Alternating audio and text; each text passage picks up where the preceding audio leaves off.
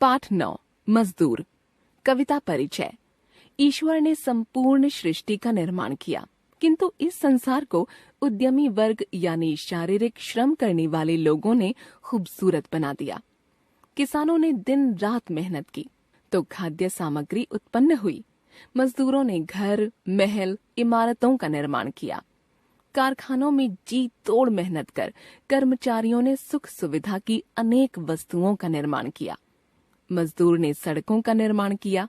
इस प्रकार यह श्रमजीवी निरंतर धरती को स्वर्ग बनाने में जुटा रहा, पर अपनी सुख सुविधा की वस्तुएं जुटाने में आज भी असमर्थ है। समाज का यह कर्तव्य है कि वह इन श्रमजीवियों के जीवन में भी कुछ सुधार लाने हेतु अवश्य सोचे। चर्चा करें। आपके अनुसार मजदूर वर्ग को समाज में उनका उचित स्थान कैसे मिलेगा? विचार करें।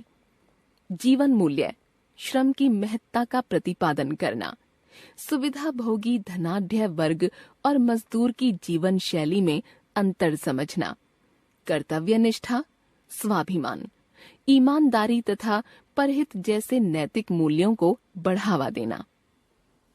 मैं मजदूर, मुझे देवों की बस्ती से क्या, अगणित बार धरा पर मैंने स्वर्ग बनाए।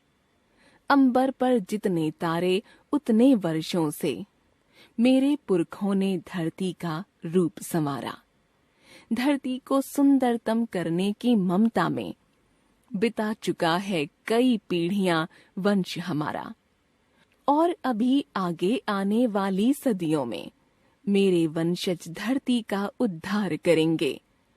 इस प्यासी धरती के हित में ही लाया था हिमगिरी चीर सुखद गंगा की निर्मल धारा। मैंने रेगिस्तानों की रेती धो धो कर वंध्या धरती पर भी स्वर्णिम पुष्प खिलाए। मैं मजदूर, मुझे देवों की बस्ती से क्या, अपने नहीं अभाव मिटा पाया जीवन भर, पर औरों के सभी अभाव मिटा सकता हूँ। तूफानों भूचालों की भयप्रद छाया में मैं ही एक अकेला हूँ जो गा सकता हूँ।